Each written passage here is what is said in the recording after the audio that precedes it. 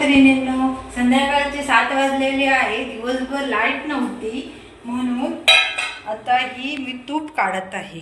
ही मला वाटते 8 दिवसाची साई आहे. याच्यात रात्री दही लावून एजम दहीचे टाकून याला दही लावलेलं होतं. आता ह्याच्यामुळे तूप जास्त आणि लवकर निघते आहे.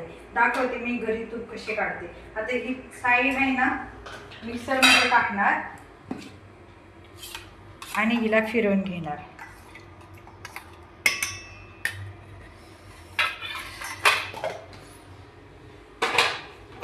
मिक्सरमध्ये फिरून घेतलेले याच्यात दही रात्री टाकलेलं होतं बघा. तूप पण दूध वेगळं झालेलं आहे.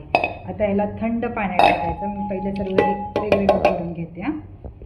लोणी चांगलं तयार झालं, हे बघू शकता. लोणी ही गाईचं तूप, गाईची साई आहे. इकडं म्हशीचं तूप मिळत नाही. आपल्या महाराष्ट्रात म्हशीचं तूप मिळतं. आम्हाला इकडं सध्या गाईचं असतं. गाईचं दूध जरा पातळ असतं ना, त्यामुळे तूप जास्त निघत नाही. म्हशीचं कसं दूध घट्ट असतं, साई जास्त निघते आणि तूप बी जास्त प्रमाणात निघतं. हे झालं.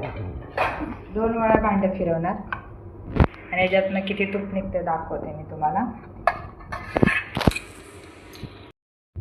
या ठिकाणी तुम्ही बघू शकता, पाणी जेवढं झालं ना, दूध जास्त गेलेलं ते वेगळं झाले आणि मलाई वेगळी निघलेली आहे.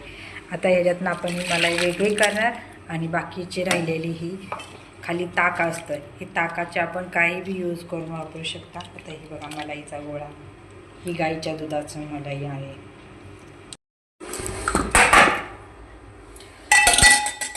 या ठिकाणी बघू शकता 8 दिवसाचं एवढं लोणी निघलेलं आहे. आता ह्याला थंड पाण्यात चांगले धुवून घ्यायचे आणि त्यातलं सगळं पाणी पिळून काढायचं. त्यामुळे तूप खूप छान लागते. त्याचं पाणी काढून घेतलेलं आहे. आता ही गॅसवर कढई गरम करायला ठेवायचं. आता हे आपल्याला बटर पाहिजे असलं नाही, बटर बी यूज करू शकतो. एका डब्यात फ्रीजमध्ये ठेवून जेव्हा बटर पावभाजी संगट खायला, मस्का पाव बनवायचा असला तर हे बटर बी यूज करू शकतो. पण मला तूप काढायचं आहे म्हणून हे मी गरम करून तूप करणार आहे. बघू शकता तूप किती निघालं आहे.